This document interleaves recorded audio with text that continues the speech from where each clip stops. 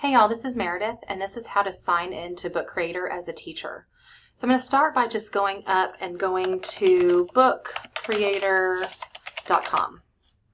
Okay, this is going to send me to the landing page, and I will need to hit sign in up here at the top. So I'm going to click on sign in. Now it defaults to the student sign in, okay? You do not want to sign in under student. We're going to go to teacher, so make sure that you click on the teacher sign in, and then we're going to sign in with Google.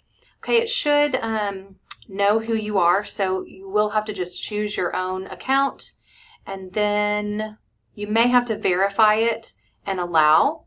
I'm signing in under our technology account, so this is what yours will look like the first time.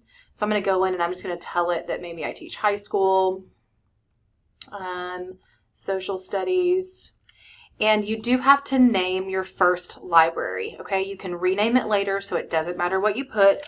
So I'm just going to name this Bell Library. I'm going to start making awesome books and take me to my library. And that is how you sign in the first time in Book Creator.